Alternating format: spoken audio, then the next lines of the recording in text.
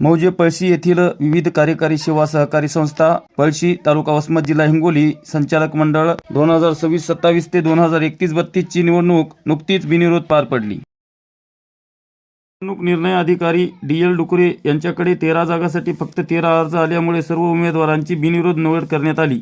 विशेष म्हणजे कृषी उत्पन्न बाजार समितीचे सभापती तानाजी किशनराव बेंडे यांच्या मार्गदर्शनाखाली ही निवडणूक मागील 30 वर्षापासून बिनविरोध पार पडत आहे। यावेळी नवनिर्वाचित चेअरमन म्हणून नारायणराव राऊत तर उपचेअरमन म्हणून लक्ष्मणराव डांगरे यांची निवड करण्यात आली, तर संचालक म्हणून बळीराम तात्याराव बेंडे, तानाजी किशनराव बेंडे, गणेश संतोबा बेंडे, विश्वनाथ रामभाऊ बेंडे, प्रल्हाद ज्ञानोजी डांगरे, साहेबराव रामजी बेंडे, तुकाराम सीताराम खराटे, जयश्री तानाजी बेंडे, सुनीता शामराव बेंडे, ढगे नारायण जानकीराम, गिरी रामगिरी भिकागिरी यांची निवड झाली।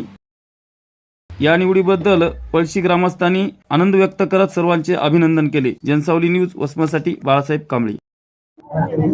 पळशी या सर्व ग्रामस्थांचे सर्वांचे या ठिकाणी हार्दिक अभिनंदन। आज या ठिकाणी पळशी सोसायटी बिनविरोध या ठिकाणी झालेली आहे।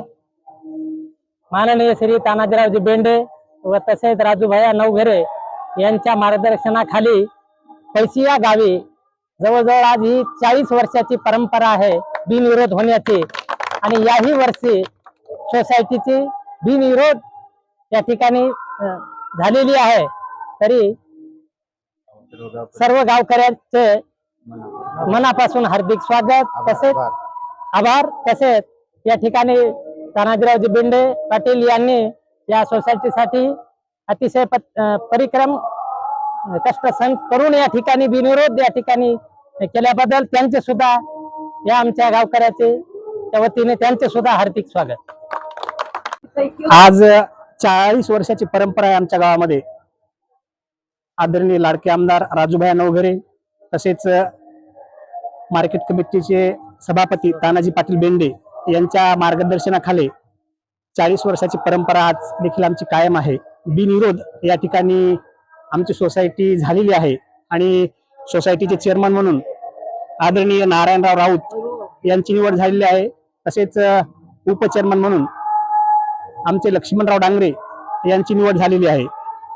आणि आतापर्यंत तानाजी पाटील बेंडे यांच्या मार्गदर्शनाखाली गावामध्ये खूप विकासाचे कामं झालेले आहेत आणि तसेच यापुढे देखील कामं होतील। आणि प्रत्येकाच्या सुखदुःखामध्ये सहभागी नेहमी असतात, त्याच्यामुळं म्हणजे प्रत्येकाला आपलेच वाटतात।